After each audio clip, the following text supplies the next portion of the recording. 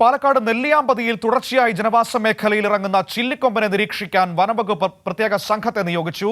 ആനയ്ക്ക് മദപ്പാടുള്ള സാഹചര്യത്തിൽ ലയങ്ങൾക്ക് സമീപത്തേക്ക് എത്തുന്നത് തടയാനാണ് നടപടി. വിവരങ്ങളുമായി ഇർഫാൻ ചേരുകയാണ്. ഇർഫാൻ, ഈ ചില്ലിക്കൊമ്പൻ ഒരു അപകടകാരിയായ ആനയാണോ? ഇപ്പോൾ മദപ്പാടിന്റെ സാഹചര്യമാണ്. ആ ഒരു സാഹചര്യം മുന്നിൽ കണ്ടുകൊള്ളുന്ന നടപടി സ്വീകരിക്കുകയാണോ വനംവകുപ്പ് ഇപ്പോൾ? മനോജ്, ചില്ലിക്കൊമ്പൻ പൊതുവിൽ ഒരു അപകടകാരിയാണെന്ന് പറയാൻ കഴിയില്ല. പക്ഷേ ഇടയ്ക്കിടെ ജനവാസ മേഖലയിൽ ഇറങ്ങുന്ന ഒരു സാഹചര്യം മുന്നിൽ കണ്ടുകൊണ്ട് തന്നെയാണ് വനം വകുപ്പ് ഇത്തരമൊരു നടപടിയിലേക്ക് കടന്നത്. ഇപ്പോൾ ആനയ്ക്ക് മദപ്പാടുള്ള സമയമാണ്. ആ സമയത്ത് ആന അക്രമകാരിയായിരിക്കും എന്നുള്ളതാണ് വനം വകുപ്പ് പറയുന്നത്. അതുകൊണ്ട് തന്നെ ജനവാസ മേഖലയിൽ ഇറങ്ങിയാൽ ഒരുപക്ഷെ ലയങ്ങൾക്ക് സമീപമെത്തി ആളുകളെയും അതോടൊപ്പം തന്നെ വീടുകളും ലയങ്ങളും ഉൾപ്പെടെ ആക്രമിക്കാനുള്ള സാഹചര്യമുണ്ട്.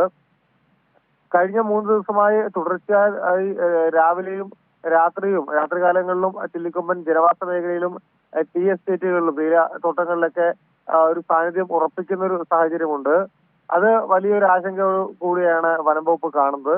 ഇതുകൊണ്ട് തന്നെയാണ് RRTയുടെ വനം വകുപ്പിനെ പ്രത്യേക സംഘത്തെ ചില്ലിക്കൊമ്പനെ നിരീക്ഷിക്കാൻ വേണ്ടി നിയോഗിക്കാൻ തീരുമാനിച്ചിട്ടുള്ളത് വനം വകുപ്പ്. അത് മാത്രമല്ല, ഈ സംഘം ചില്ലിക്കൊമ്പൻ ജനവാസ മേഖലയിൽ ഇറങ്ങുന്നത് തടയാനായി ഉള്ള നടപടികൾ സ്വീകരിക്കും. 24 മണിക്കൂറും നിരീക്ഷണം ശക്തമാക്കുകയും കാവലും ഏർപ്പെടുത്തും. അതുകൂടാതെ പടക്കം പൊട്ടിക്കുകയും അതോടൊപ്പം ഉഗ്ര ശബ്ദമുണ്ടാക്കി ആനയെ തിരികെ കാട് കയറ്റാനുള്ള പ്രതിരോധ നടപടികളും വനം വകുപ്പ് സ്വീകരിക്കും എന്നാണ് നമുക്ക് മനസ്സിലാക്കാൻ കഴിയുന്നത്. ഞാൻ നേരത്തെ സൂചിപ്പിച്ചതുപോലെ തന്നെ കഴിഞ്ഞ 3 ദിവസമായി തുടർച്ചയായി രാവിലെയും രാത്രികാലങ്ങളിലും ചില്ലിക്കൊമ്പൻ ജനവാസ മേഖലയിൽ ഇറങ്ങുന്നുണ്ട്. സുരക്ഷയെ മുൻനിർത്തിയാണ് ഇപ്പോൾ വനം വകുപ്പ് നടപടി സ്വീകരിച്ചിട്ടുള്ളത്. ശരി ഇർഫാനാണ് വിവരങ്ങൾ നൽകിയത്. ഏതായാലും ചില്ലിക്കൊമ്പൻ എന്ന് പറയുന്ന ആന മദപ്പാടിലാണുള്ളത്. അത് മുൻനിർത്തി നടപടികൾ സ്വീകരിച്ചിരിക്കുകയാണ് വനംവകുപ്പ് എന്നാണ് നമുക്ക് മനസ്സിലാക്കാൻ കഴിയുന്നത്.